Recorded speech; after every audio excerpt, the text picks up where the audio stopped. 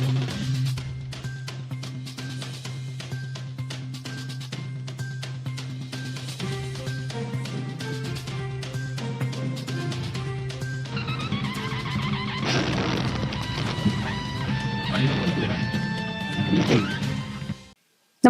आपण पाहता Hirkani news. Hirkani news प्रत्येक क्षण ताज्या घडामोडी आणि महत्त्वाच्या प्रत्येक बातमीसाठी नेहमी तत्पर.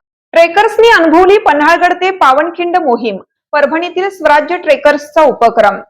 स्वराज्य ट्रेकर्सचे संयोजक राजेश्वर गरुड यांच्या मार्गदर्शनाखाली पन्हाळगड ते पावनखिंड पायी प्रवासाचा ऐतिहासिक क्षण अनुभवण्याची मोहीम काढण्यात आली. त्यासाठी सर्व मावळे अर्थात ट्रेकर्स संध्याकाळी कोल्हापूर जवळील पन्हाळा किल्ल्यावर पोहोचले. पन्हाळगडावर श्री छत्रपती शिवाजी महाराज यांच्या मंदिरात जाऊन सर्वांनी छत्रपतींचा आशीर्वाद घेतला. त्यानंतर बाजीप्रभू देशपांडे व शिवा काशीद यांच्या पावन स्मृतीस अभिवादन करून सर्वजण विशाळगडाच्या दिशेने निघाले.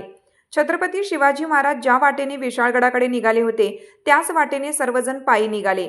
पहिल्या दिवशी पन्हाळगडावरून 923 एकरचे मसाईचे पठार ओलांडून पुढे खोतवाडी, करपेवाडी अशी लहान लहान गावे ओलांडत घनदाट जंगल, डोंगर दऱ्यातून मार्ग काढत ट्रेकर्सनी मार्गक्रमण केलं.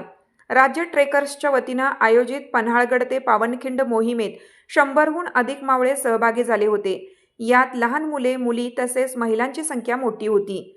पहिला मुक्काम झालेल्या खोतवाडी गावात सर्वांनी गावकऱ्यांशी संवाद साधला. खोतवाडीवरून पुन्हा पुढील टप्पा गाठण्यासाठी सर्वजण निघाले. ज्या मार्गाने छत्रपती शिवाजी महाराज डोंगरातून गेले त्याच मार्गाने पुन्हा सर्वजण नव्या उमेदीने निघाले. जात असताना ट्रेकर्सनी डोंगर दऱ्यातील ओढ्यांमध्ये मनसोक्त खेळण्याचा आनंदही घेतला. बबन खोत यांना सोबत घेऊन ट्रेकर्स पावनखिंडीकडे निघाले.